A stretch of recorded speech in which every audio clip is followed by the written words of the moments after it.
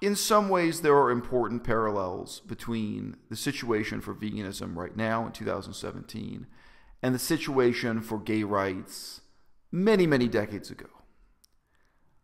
The situation for gay rights, when it was at the stage of millions of people sitting down at millions of dinner tables with their own parents, with their own grandparents, and saying, look, there's something I have to tell you.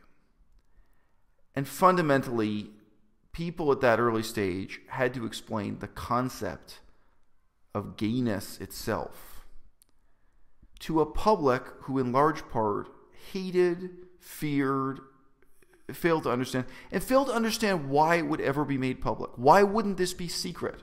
Why wouldn't this be something totally private that you'd never even mention? Right? And that too had to be explained. That had to be articulated. And many people may look back on the history of gay rights and imagine that the most important part of the story, was this or that street protest, people holding signs in the streets. I don't think so. I think there was a profound and really kind of philosophical engagement of, people with their own parents, people with their employers, people with their coworkers, saying, look, this is who I really am, and you may not understand that, and this is why you need to know. This is why it needs to be public, why it can't just be private, why it can't just be a secret. So step one of Bering's argument in this epoch-making debate between vegan gains and Bering over the ethics of veganism itself, the core issue of veganism. Step one of his argument actually is that morality is a totally personal, private, and subjective matter.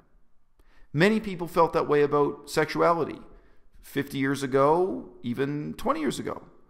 I remember those debates in Canadian politics. There were people who just said, your sexuality is your private business, so I'm not going to judge you, and you're not, and as long as you don't judge me, we don't have a problem, we don't have a conflict. Life doesn't work that way. It was not sufficient to simply tell homosexuals to stay in the closet and keep their private lives private and allow the world to roll on. Why? Well, you'd have a situation where a school teacher is employed by a conservative school board, maybe the Catholic school board, and the school teacher is fired when somebody finds out that the school teacher has a same-sex relationship. It's a man with a boyfriend or a woman with a girlfriend or whatever it is. Okay? His problem, the gay teacher, let's say it's a gay man, his problem isn't just a legal battle with the school board. His problem is that he stands alone. If you live in a closeted society, if you live in a society where your sexual morality simply consists of mutual ignorance and mutual indifference, you can never make that progress that we have made in Canada in the last 50 years. The situation for homosexuals is completely transformed. Completely. And there are openly gay school teachers in Canadian school boards who know they will not be fired for their sexuality, for having a boyfriend, having a girlfriend, whatever their case may be. And if they are, they know that they will not stand alone. They probably know within the same school other openly gay professionals. They know within the same city other openly gay professionals, right? And that's crucial, right? So Bering's perspective starts by saying that morality is a totally personal, totally private, totally subjective matter, and that he's not going to judge vegans harshly, and vegans shouldn't judge him, and that's it. And the truth is, morality is precisely the opposite. Morality is intensely public and intensely political, and is a never-ending, open-ended struggle to transform the world and transform yourself. Step two of Bering's argument is, in 3 words, I don't care. And I'm going to tell you in this video how I deal with that argument face to face when people say it to me sincerely. Because it does happen sometimes, rarely. Sometimes I'm talking to someone and they're not just being a jerk, but their response to the general question of ecology, animal rights, veganism, future of how humans and animals are going to share the planet, and even the health of the diet, all the time. If they say to me sincerely, I don't care, I say, I understand, but somebody has to. And here's where I take it. You don't care about sewage treatment. Somebody has to. It's crucially important in every major city in the world that there's a minority of people, no matter how small, who are really scrutinizing where the sewage goes and where your drinking water comes from. It's crucially important that there's a passionate minority of people focused on the question of sewage treatment. Anytime you have several million people sharing a sewage system and sharing one drinking water source, you don't care. You have the luxury of not caring. Somebody else is fighting that struggle for you. And you should be able to recognize that you benefit from it. All ecology works like that. Who cares about river pollution? Who cares about air pollution? Maybe not you. Maybe not you, Bering. Maybe your indifference is completely sincere. And maybe you really believe that this life of mutual ignorance and mutual indifference is virtuous. But my response to that is simply to point out to you that, on the contrary, if we live in a crowded society, we live in a society not of isolated individuals, but of millions. In fact, we depend on one another.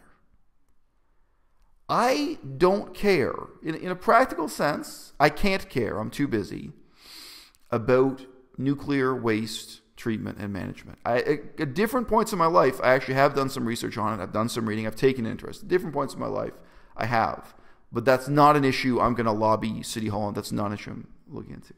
And there are extreme and fascinating case studies of this. Again, I've done some reading over the years. In England, I read this fantastic and hilarious case study. Of course, in Japan, we had this example that blew up in our faces, and the whole world stood there astonished at just how high stakes the question of nuclear safety can be in energy production.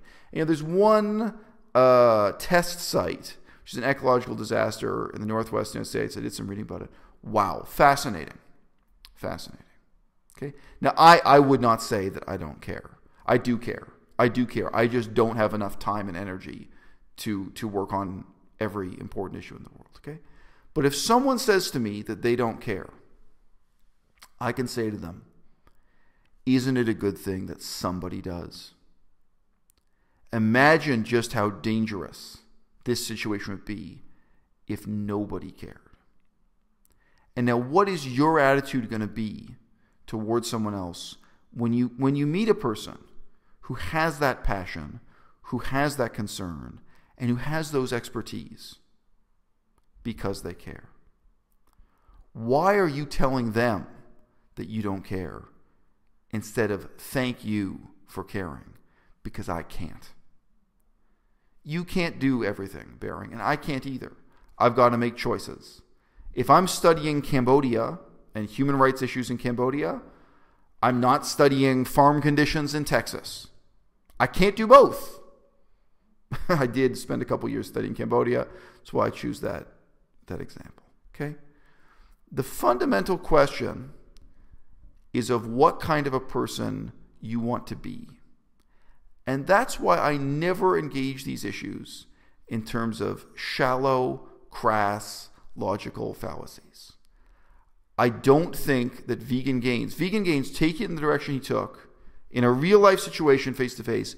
I don't think that he could have won. And there's another channel called Ask Yourself who took it even further in that direction. Ask Yourself tries to make this into a debate about how precisely, how logically do you define a human being as different from an animal in order to justify violence against animals as different from human beings. You know, we have a saying in political science. Well, I don't know the definition of pornography, but I know it when I see it. Most people, this argument goes nowhere.